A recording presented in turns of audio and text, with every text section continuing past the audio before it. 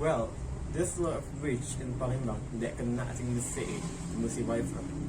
And the focus that we saw about right now is about Musi Bridge. Musi Bridge is a new bridge that has been opened since 2021. It's a true type art bridge with a 200 meters span length and 75 meters side span length. So about the problem on the bridge, we can say if there is no problem until now, because before it got built, there was already a plan to make it more safer to cross. The maximum length of the steel upright bridge is usually around 300 meters, and the Musi 6 bridge only has 200 meters length. And then, because of the structures of the used first model, we can say that it is safe from wind fighting problem. Well, there's already a test built before, but there's one thing that can be a problem. It's about traffic jams in the rear near bridge. Traffic jams can happen anywhere and anytime. Usually, it's because of the number of the vehicles that running in the roads. Less of land can make more congestion. And that's the problem that we got in Musi Bridge.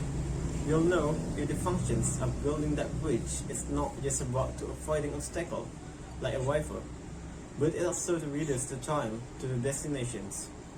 Because the bridge got built in a strategic area, and it also can help to solve the traffic jam problem that happened in main bridge Ampera and some other bridge in Palembang.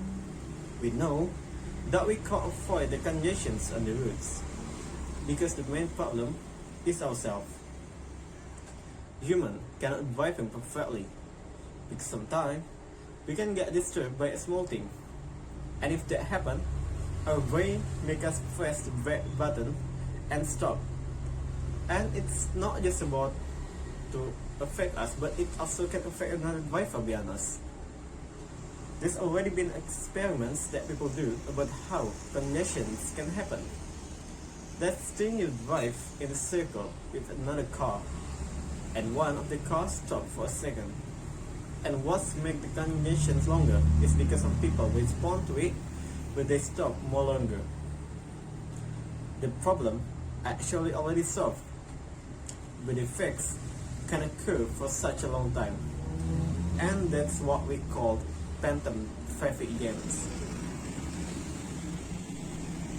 Let's talk about the traffic problem in the bridge, especially in dancing side earlier. Well, traffic jam usually happen especially around 4 p.m. to 6 p.m. on weekday. And we can't really blame vehicle.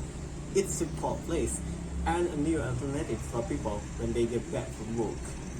But the problem is about the roads. We get a small roads after the bridge and that disturbing. And also, there's a three-way junctions that is with no traffic officer or traffic light reserve and rules the roads. But the government already solved the problem. They make a new routes that connecting white Fakirman to white Hasims, and will be done soon. It's nice and it reduces the traffic jams, but the congestions can always be there. And how to solve that problem? Well, we can't really remove the traffic jam from existence, but just a way to reduce it. Like what we saw before, it's about expanding the routes. Imagine the area got traffic jams because of some density. If we expand the routes by multiplying the lane, the result will reduce the traffic congestions even higher than 50%, and can give more capacity for vehicles that can run in there. And also, it will make the distance between vehicles, and that's a good thing. Because of that distance, we can avoid the phantom traffic jams even though there's a vehicle that get a little disturbed in front of us.